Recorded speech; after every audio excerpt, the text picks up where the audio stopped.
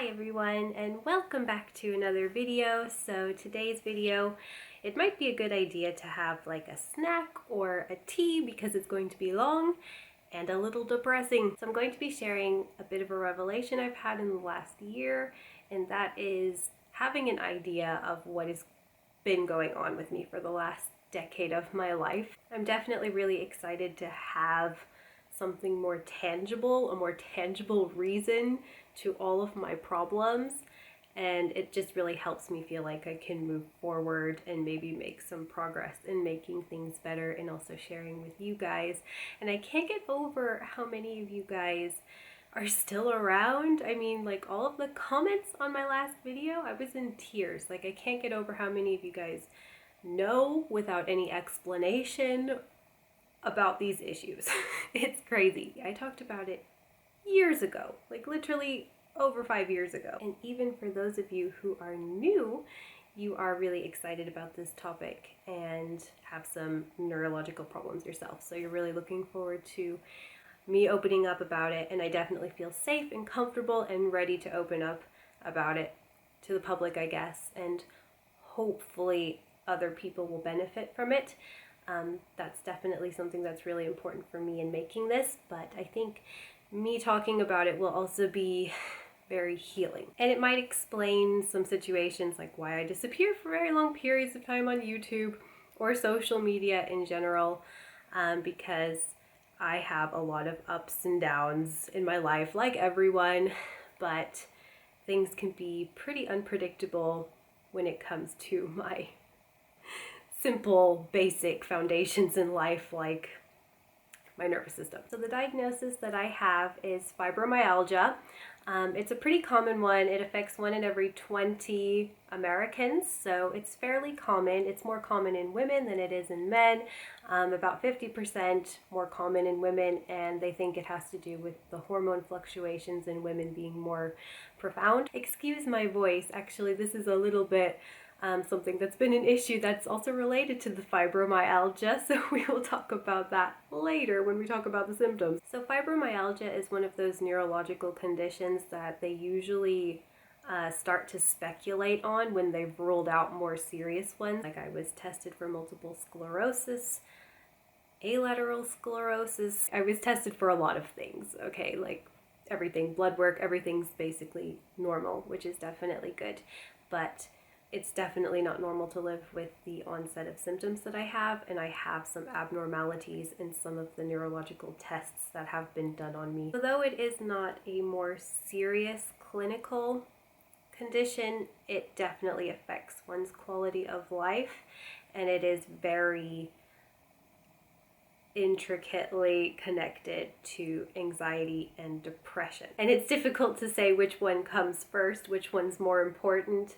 In my case, it definitely seems to be more the fibromyalgia causing the anxiety and depression, and then the anxiety and depression getting worse, which then worsens the condition, which then worsens the anxiety and depression, and it just goes on and on and on. So the reason why I say it's more the physicality that affects me is because it's based off of an event that happened when I was 19, which I'm not going to share the exact event because it would just add too much stress to my life, which stress is probably the biggest trigger of my fibromyalgia, and it's what causes an outbreak. Now, I have had some hints of the fibromyalgia as a teenager, but there was one particular event and night that went on to a week that was pretty bizarre. So first of all, what is fibromyalgia? It is basically a condition known to cause widespread random chronic pain throughout the body, and how it is diagnosed is, like I said, you basically have ruled out every serious neurological problem and you're left with fibromyalgia and chronic fatigue syndrome and a few others. For me, it goes so much more above and beyond the pain, and I think it does for a lot of other people. There's just a whole list of symptoms that are more common, and I will go into some that are my own because not every fibromyalgia case is the same. So the more common ones is muscle stiffness, chronic pain, so it can be a shooting, throbbing pain, and it can be in any part of the body. Sensitivity to touch, for me, it's like here for the most part. It feels constantly bruised, like it's just not normal to feel like you have bruises all over you when you don't. Here is another point which also always feels bruised. Muscle twitching is probably the most common one. Now, I probably haven't had a muscle in my body that doesn't spasm out of control at some point of the day. It's pretty frustrating, and it's definitely more annoying when it's like more noticeable muscles. For the most part, it's not very noticeable to somebody who doesn't have a clue that you have the condition, which is quite lucky.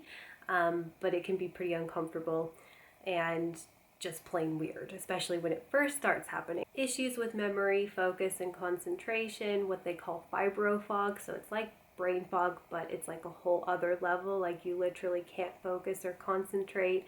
The amount of times, I mean, this happens to a lot of people and a lot of moms actually, unfortunately. We get these issues where you go into a room and you're like, why am I here? I mean, everybody gets that, but the amount of times that somebody with fibromyalgia gets it is like a whole other level. Also, irritable bowel syndrome tends to go with it, which fortunately I do not have issues like that, but frequent urination, and this is something I've dealt with for a very long time in my life, and I have to go to the bathroom pretty unreasonable amounts. So I want to talk about, I guess, my typical outbreaks and symptoms that I have gone through. So, like I said, when I was a teenager, I had some chronic fatigue, very frequent urination, which has improved since I have gotten older, which we'll talk about why I think that is in a little bit. So much sleep disruption from having to get up to go to the bathroom at night when I was a teenager. It was not pelvic floor related. I do not have a history of bladder infections, never had one in my life.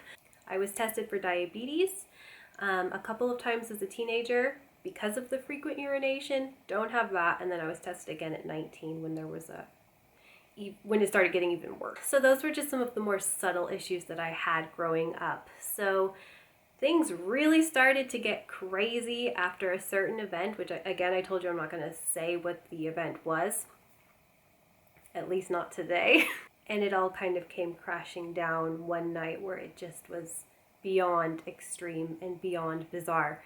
And it's pretty obvious that it was a direct consequence of what had happened. So the night of the event that I went to bed, I was first just dealing with like extreme fatigue and extreme nausea. Like I felt like I was going to vomit. I never actually did vomit, but I felt really sick to my stomach.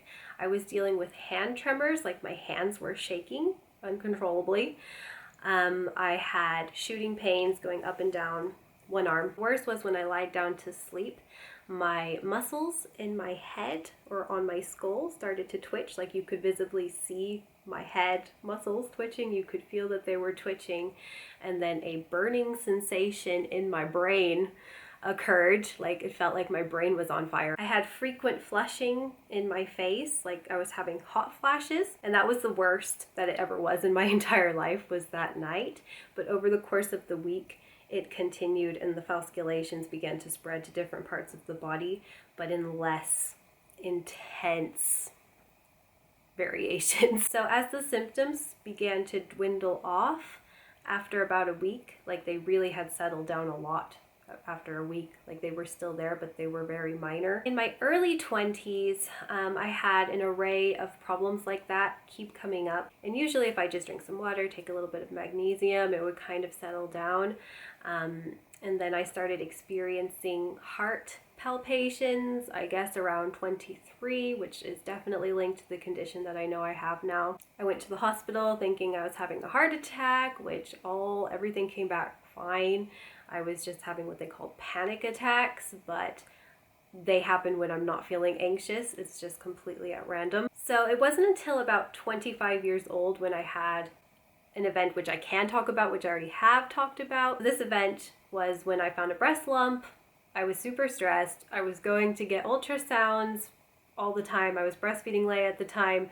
I was under a lot of stress, and then everything just came back, but crazier. So my anxiety definitely triggers outbreaks when it comes to the fibromyalgia. I was experiencing some new symptoms for the first time, which was the feeling of electricity running up and down my legs. I can't even go into words sometimes to describe the weird sensations I have sometimes in my body. And yeah, that went on for about 3 days after having to go through that, and eventually that did settle down. It's very up and down with this condition. It's never linear, it's never the same, but I do know that stress makes it a lot worse. So it was around that time that I decided to finally go to the doctor. You would think I would have just gone maybe that first night, but no, I just decided to ignore the problem and pretend like it wasn't there. I mean, a lot of the times when you have something kind of traumatic happen to you, a lot of people will just shut down and just, once especially things, if they settle down, just like, okay, that didn't happen. That's what happened to me. So I make pretty frequent visits to the neurologist, you could say. Now, after I had Darian, I didn't talk too much about this. I was so sleep deprived with him, probably the most sleep deprived I have ever been with any of my kids. The amount of times he would feed and how much he would get up in the night was more than all of them. He was also the most mommy attached, so it was really like all me, you could say. So I was just so drained and so tired, and it wasn't until about, I guess, 3 or 4 months after he was born where things started to get really bad again. Because I had managed to pretty much cope with my condition and just say, okay, this too shall pass, because so far all of my symptoms usually last like at their peak over a course of 3 days and then fall back down. I mean, every day there's more or less something going on, but there are periods of time where it gets really bad. And I can't always say why it is, I just know that stress makes it a lot worse. So between being sleep deprived and pretty stressed out because he was not the easiest baby, sometimes I wonder, like I've talked about my first being very difficult, I can't really tell you who was more difficult when it comes to number 1 or number 3. And I wasn't expecting it. Like, I was totally thrown off, and I think I was in complete shock and just feeling a bit cheated. I was like, I'm a 3rd-time mom. There's no reason why it should be feeling this difficult. So I was having a pretty hard go of it, and I was pretty depressed. It got pretty bad when I was trying to fix the problem by pumping milk so that Johannes could feed him once in a while and take some of the load at night. But that was so difficult for me. Like, when I was up there, so many like negative thoughts were running through my head, and I just was so depressed and panicked about the future and about life. And then all of a sudden I had this inability to swallow. And this is also going hand in hand with the fibromyalgia, because it causes like muscle tightness and muscle stiffness, but that is the first time that it started affecting my throat. And that's when I decided I wanted to get answers. So I went back to the neurologist, I went back to the general practitioner, I was suggested to go to a psychologist, did all the things, but I was like, what is this neurological condition? Because it's weird. It's definitely above and beyond just in my head. It was actually to the point where I had to ask the doctor, could this be fibromyalgia or chronic fatigue syndrome? Because very few general practitioners really give a damn about these conditions or this diagnosis, because like I said, it's not like a serious clinical problem where you're going to die in a certain amount of time. And that's kind of the issue with modern medicine. It's so focused on only once it's gotten to the bad point, not like once you're in a bad place, trying to prevent it from getting worse and really investigating how you can make this better, and just really sitting and listening to the patient and not just completely brushing it off like, oh, you're not going to die, so it's not a big deal. So I actually had to ask to be diagnosed myself, like through my own research, and they're like, yeah, maybe it is fibromyalgia. I'm like, yeah. Let's see.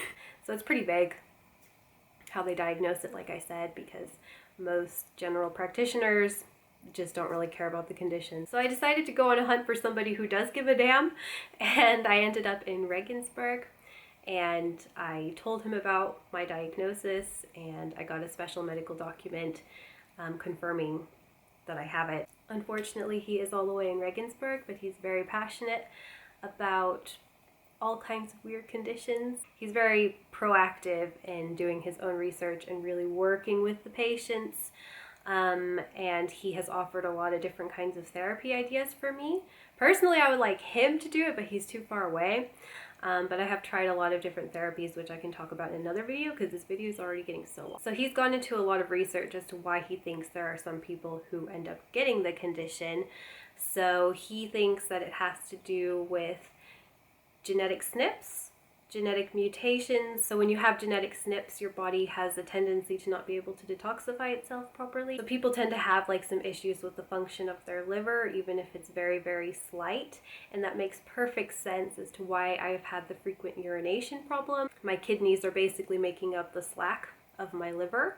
Now, I don't have like a crazy liver problem. We've had blood work done for that, but it is definitely suspicious and weird, and not everything.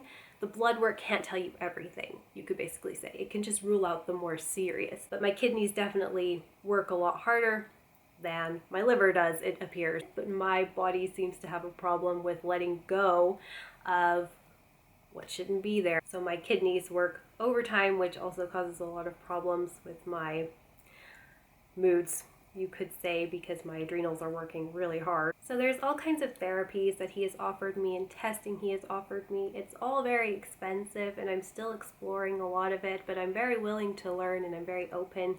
He's actually pretty impressed with where I'm at compared to where I was. Like I said, my frequent urination is so much less. It's really only bad in the mornings now, and I can sleep now and only go to the bathroom maybe once, maybe not even at all at night, which is pretty crazy. I have friends from California who came to visit me like a couple years ago, and they were like, yeah, you go to the bathroom less, because they all remember. They remember the drama of going out with me and having to make sure there was a toilet in sight everywhere. So a lot of you guys think my exercising is excessive, but actually for my condition, it's very important that I exercise a minimum of 2 hours a day. It doesn't have to be as extreme as sometimes I like it to be, but it's very important that I do sweat a lot. He also suggested sauna.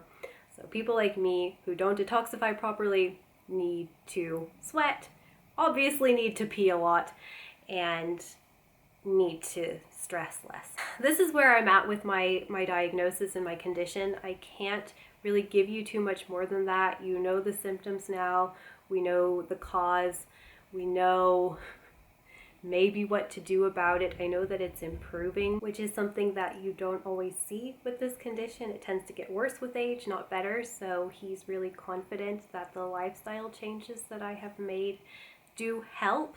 Now, a lot of people choose antidepressants. I don't believe my situation is extreme enough for it, and that's not what I would want to do, because it does have some chemical, because fibromyalgia is thought to be caused by some chemical changes in your brain. That's not a route that I would choose, but it can be helpful for some people. Overall, this doctor's pretty excited in my case, and also in the fact that I have improved. So I'm excited to talk more about this for sure. Every case is not the same, like I said, and I would have to say, even though it has improved, I would say that I do undergo a lot of bizarre symptoms at a pretty young age. 19 is a pretty young age to have this amount of discomfort going on in your life. Of course, I'm really grateful that it's not something like MS. I have young friends who have things like MS.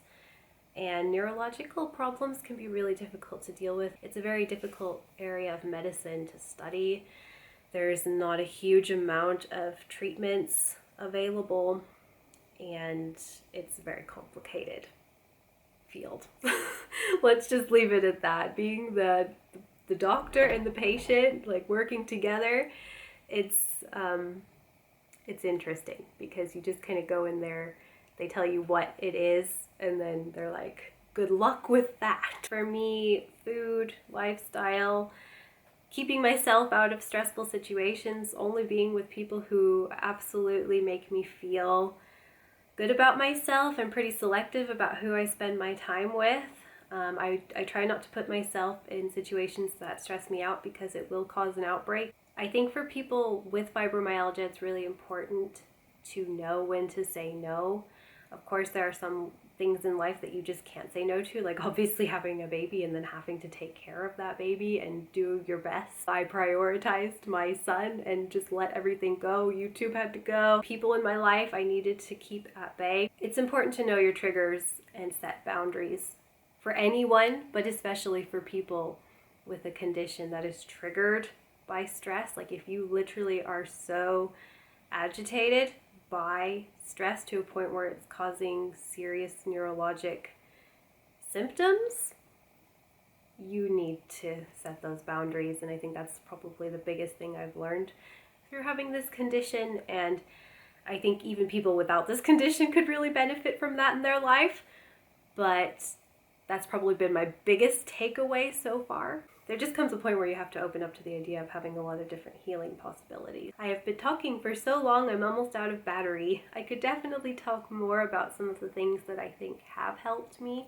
I would love to hear in the comments if you have the condition, what you have felt has helped you. You could even share your story in the comments if you want to. That's completely up to you. This is just something I deal with on the day-to-day. I don't know what tomorrow will bring. I don't know, no one ever does, but when it comes to how I'm going to feel the next day in my body, it's a complete mystery. I don't know what it's going to pull on me next. Sometimes I feel like my body's playing pranks on me every day, and I just kind of have to roll with it, learn to ignore it, and work through it the best way that I can. Between being a mom and having this condition, and this being what my 20s has basically been made of, I have really just had to learn to go with the flow. I can't say that I'm perfect at it. I mean, I still have some tendencies where I feel like I want to be in control of my life, but so far I have been put in a position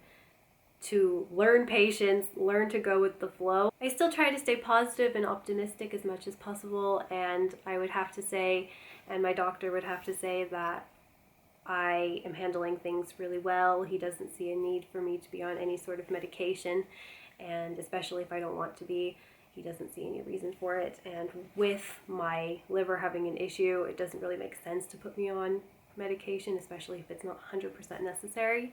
I just cope with it in my own ways, and I look forward to share more about that with you. And I try not to let it get in the way of things that I really want to do, like the things that are really important to me in my life. I don't let it hold me back.